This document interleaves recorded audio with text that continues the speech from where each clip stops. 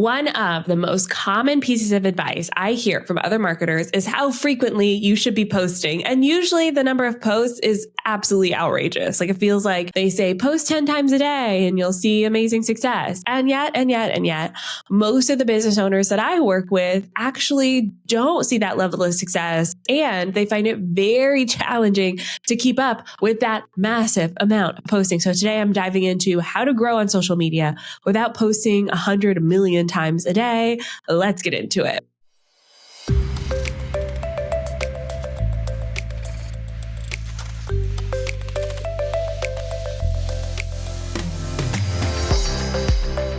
Welcome to the Savvy Social Podcast, the show that blends stories and strategies to help businesses create engaged and profitable online communities using the unique power of social media. And now your host, ANDREA Jones. Before we get into today's episode, I gotta tell you about Riverside, which is the virtual recording studio I use to record the podcast that you're listening to right now. They have so many cool features, from editing using transcripts to clipping out vertical, ready to post videos for social media. Try it out today. Click the link in the show notes and use my code DREA, D-R-E-A, to get 15% off any of their plans. Check it out and let me know what you think. So I want to talk about posting on social media and how to grow without posting 10 million times. However, we're going to start the conversation with content. And before I go into that, I just want to say I've been posting content online for decades. I can say that now, decades with the S. I was chatting on Threads with some people and realized that I had been creating content online since 2004. Y'all, I started my first blog in 2004. I started my YouTube channel in 2007. I started my business in 2014. So I've been around the block, okay? I've seen the evolution of creating content online. I've seen, content creators rise and fall, and the ones that stay and the ones that don't. I've got so many insights from all the businesses I'm working with, and I want to share all of those with you today, from, people starting with 0 followers all the way up to people who have hundreds of thousands of followers. Okay. And it does start with the content itself. The quality of your content matters way more than the quantity. Okay. So the quality of your content matters way more than the quantity. When we think about what we're posting online, sometimes we go, oh, I have to post 5 times a week, 5 times this week. When in reality, if we took that time to post 2 times, those 2 posts may be better than trying to whip together 5. Okay. This is why I teach in the Savvy Social School a time-based approach to building a social media strategy that works for you versus an output-based approach. Okay. I'd rather you sit down and go, I have an hour to work on this. I'm going to put all that hour into creating something great, instead of going, I got to somehow make 5 posts in this hour. Okay. For some of us who are more seasoned, putting together 5 posts in an hour may be easy breezy. I know for me, it still takes me a little longer than an hour to do 5 posts, right? Especially now when we think about all of the placements that we have to create content for, when I think about reels, when I think about writing captions, when I think about, editing the videos, when I think about, figuring out what hashtags to go with that, when I think about all of those little pieces, it's going to take some time, right? So give yourself a time-based parameter and think about the quality of content that you want to create. I also want you to think about the intention behind the content that you create. A lot of businesses go into social media with the intent of being a billboard, and that's just not how social media works. So if you're looking to grow on social media and you just keep shouting into the void, like, buy my stuff, here it is, here's why it's awesome, it's going to be hard to grow. Number one, that's just not how social media works. Most of us don't log on and go, I wonder what billboards I'm going to see and check out today. We don't go, we don't go into YouTube hoping to get 10 ads, right? We're literally trying to skip the ad as quickly as possible. And lately they've been giving me 2 unskippable ads. And I'm like, what is this world? I don't want to see the ads, right? We don't want to see the ads. So if we think about it, put our little feet in our consumers' shoes, and we look at their intent of social media, most of them do not want to be sold to. So when we think about the content that we post on social media, it's got to be quality content and it's got to be something that someone wants to experience. Okay. So even the ads that we like, I think about Super Bowl ads, for instance, we like them because they're an experience, right? We're going on a journey. We're being entertained. We're being informed. We're pulled into a conversation. This is the future of marketing. It's not about posting a billboard, posting your little flyer and hoping people will buy. It's about creating an experience for the end user.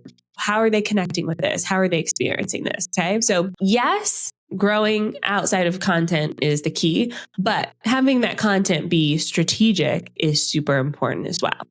All right, so let's talk about this. How do we grow in social media? And I promise you, 99% of the time is not all about content. It's what you do outside of the content. I talked about the nature of social media, and it's not a billboard. The nature of social media is actually connection. So think about OG, original social media platforms. MySpace. We connected with the people we knew. We had our top fives. Facebook, we connected with people in our college and universities. Okay. Instagram, we would connect with our friends and share our little Valencia filtered photos. This was the origin of social media. And then businesses noticed how people were using it. And we came in and went, okay, our people are here. How do we get in front of them? And we started posting billboards. But people will literally scroll past the billboards. So now it's all about engaging, not broadcasting. Okay. And really, that's how it should have been in the first place. The brands that win engage, they don't broadcast. I think I share this example on the podcast a lot, but I just have a core memory of Taco Bell on Twitter, now called X, but I'm still going to call it Twitter in this story because it was Twitter then. Taco Bell on Twitter made an impact for me because prior to that, I hadn't really seen brands approach social media how social media users were approaching it, right? So Taco Bell, yes, they would tweet out some stuff, but most of their stuff it fit in with the feed. It was a little tongue in cheek. It was a little sassy. It kind of reminded you of the little writings that they'd put on each hot sauce packet. They would clap back to people. They would comment on popular tweets with their little thoughts. And I'm sure they had a team of comedians behind the scenes doing this, but it was funny. It was engaging. It was entertaining. It was the kind of stuff that people wanted to share. And it wasn't saying, come in today for Taco Bell for, 2 tacos for $1. I'm making that up. I actually wish that were a thing, but I don't think that's a thing. They weren't saying that. They weren't saying buy our special, Gordita Crunch combo. They weren't saying that, okay? They were being funny. They were being interesting. They were being entertaining. And they were doing it by participating in the app. So I firmly believe that one of the best ways to grow on social media is to use social media as a brand. One of my favorite brands doing this today, there's a few of them, and a lot of them are on TikTok. Duolingo, the language app where you can learn different languages. I use it to brush up on my Spanish skills or very poorly learn how to say puis voir in French. I use Duolingo for that. And they create content. They've got their little bird mascot and their content they create fits with the feed. But you can tell they spend a concerted effort on comments, and their comments are witty, they're interesting, they're insightful, they're funny, and they're sprinkling these little comments all over TikTok. So they're not relying on the algorithm to put the post in front of you. They're going where you're already looking at the video and being in the comment section. And I think that is how we grow on social media. Another brand that's doing this really well right now is Merriam-Webster, the dictionary. Yeah. Did you know they're kind of funny on social media? I'm with them on Threads. Okay. So I'm following them on Threads. They're on TikTok as well. And they're doing funny, interesting things to stay relevant. The dictionary, Merriam-Webster. It's so fascinating to me because they'll join conversations and they'll always have something about the definition of a word. I saw a post the other day about the difference between dictionary and thesaurus, right? It's funny. It's interesting. It's a brand that, frankly, I would not think about on a daily basis. And now when I see them pop up in the comment section, I'm like, that's freaking hilarious, right? So how do we do this as brands? Well, a lot of it comes down to your brand values. When we think about where we're going in the direction of the brand, joining conversations as your company or a representative of your company is a very powerful move. To me, it's very similar to sending someone to a live event, right? When we think about going to a conference, oftentimes companies will send representatives from their company to attend the conference. You're not attending the conference and just there to learn, even though, yes, that's great. Oftentimes you're there to network, especially if you're on the sales team or the marketing team, right? You're there to make connections. You're there to look for opportunities. You're there to meet new people. You're there to have the conversation at the late night conversation at the bar, because that's where deals are made. I keep hearing this phrase too, like, old school, boys club, deals are made on the golf course. Okay. That's because our shoulders are relaxed. We're not stuffy. We're not in a billboard. We're having a conversation.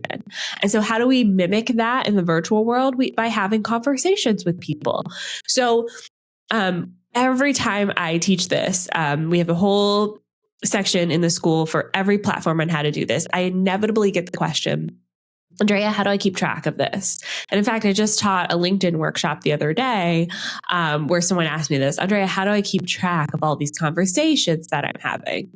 And I don't have the solution for you, because I firmly believe it's relationships. If I'm going out with the intent of making new friends, I don't create a spreadsheet of how many times I talked to that friend, when the last time I talked to them, that friend is.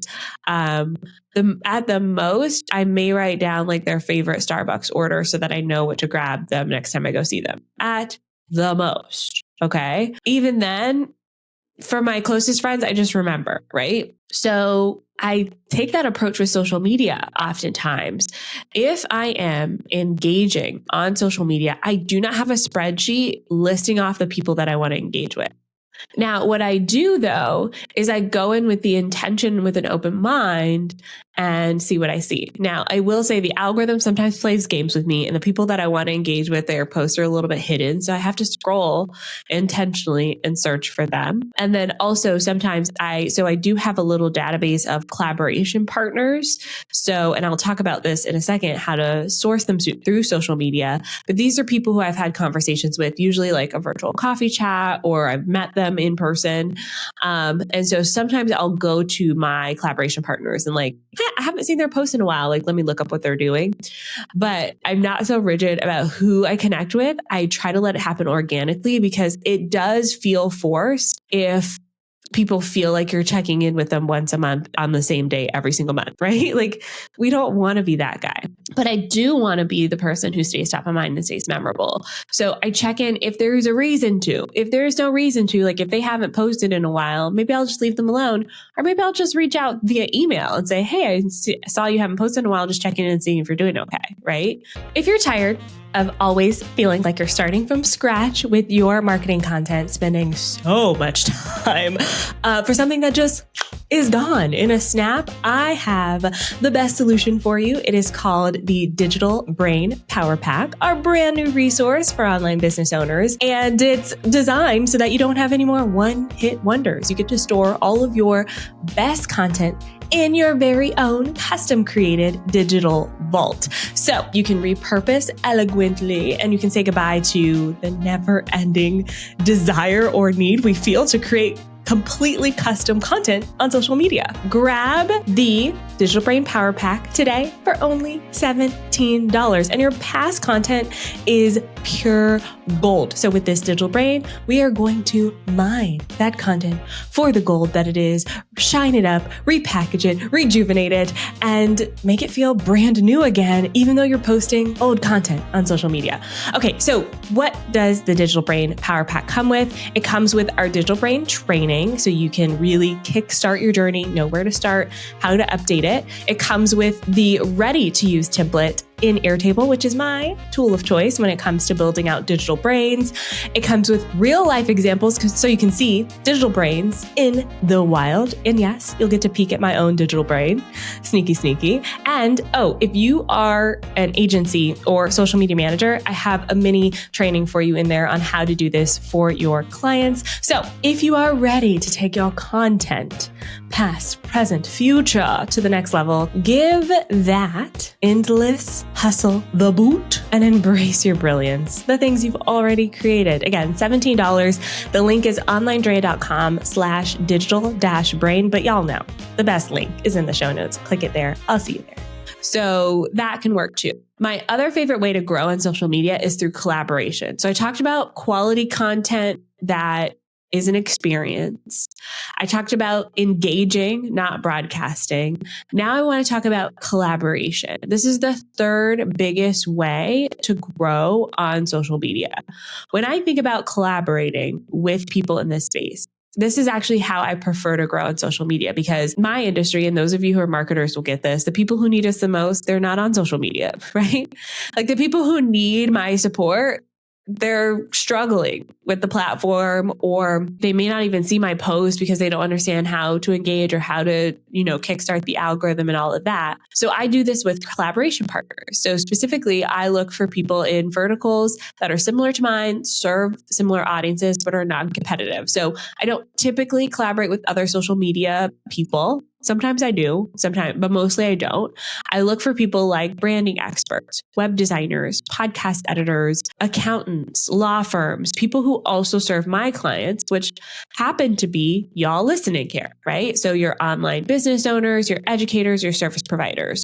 Okay, so typically you have some sort of business that you want to reach people at scale. That's who I serve. So you are listening to a podcast probably about accounting for your business.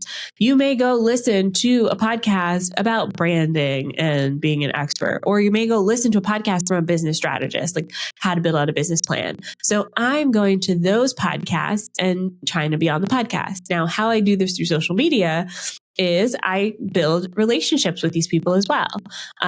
In fact, some of my best business friends, we met on Instagram through DMs. Like we were hanging out on Instagram, and one friend, I'm not going to say their names, but y'all probably know who they are, reached out to me and was like, "Hey, we're doing this mastermind thing. Do you want to join?" And I said, "I don't want to do a mastermind. How much is it?"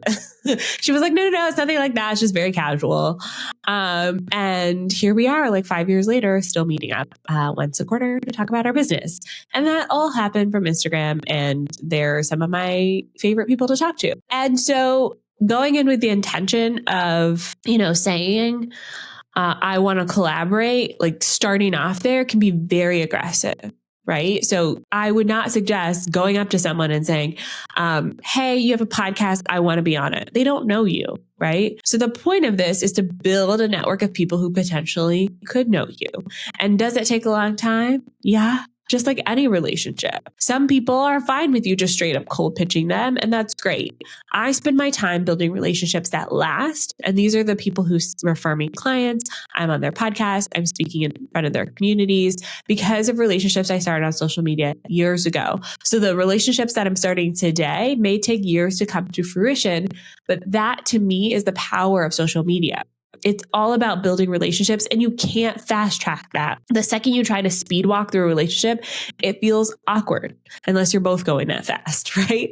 Most of the time we're like, whoa, it's not that serious. And then especially the higher up you go in, I'm going to say popularity, but there's like an influence piece to it as well. The people who have more influence are harder to connect with. So it's going to take longer. You can't just send them a DM and say, can I be on your podcast? Because their social media manager is actually looking at that. I know because I manage a lot of their accounts, right? And then they're putting it, they're sending you an automatic reply, either no, you can't be, or fill out this form where, we get hundreds of these every day. So it's going to be varied, right? If you actually want to build a genuine relationship with someone, it takes time and intention. And social media just tends to be a part of that puzzle. Going to in-person events is a great way to connect with people, and then make sure you connect with them on social media so you can follow up later. Speaking in front of people is a great way to show up, and then make sure that you follow up with them later. And then being in that comment section, like showing up where they already are spending time. And then you're a familiar face and they can appreciate that about you. And when you do reach out and say, hey, can I be on your podcast? You have a relationship established already. Now, before I go, I will mention there are things like paid advertising that you can do to grow your social media accounts. And every time I mention paid advertising, I want to emphasize that you absolutely must have a plan organically first, or have a lot of money to spend figuring it out. Because it is very easy to give the Facebook machine all of your money and not see results because you haven't figured out what actually gets you results first. Okay. So figure it out organically first in your business. How do you grow? How do you engage people? How do you convert those engaged people into paying customers? Figure that out first, then add paid advertising as fuel to your fire to grow your business. And yes, that can work as well. It doesn't require a lot of posting. I've been doing quite a bit more in paid advertising lately because, like I said, I've been creating content online since 2004. Okay. So now I have more of a sense of what works. And I really only figured that out in the past 10 years. And really in the past 5 years, I've really figured out, okay, this is the kind of content that works for my audience. This is the kind of content that kind of converts them. So now I'm spending money on paid ads because I know how to get them into my world and then convert them into clients and customers. I hope you found this episode helpful. I love talking about topics like these, and I have more coming up for you soon. But that's all for today. Make sure you leave us a 5-star review on Apple Podcasts, and Spotify helps keep us in the top 100 podcasts. Next week, I have Autumn Witt-Boyd on the podcast talking about law and legal, and it's such an interesting conversation. Should you use memes? Should you use trends? We're going to get into it next week. So I'll see you then. Bye for now.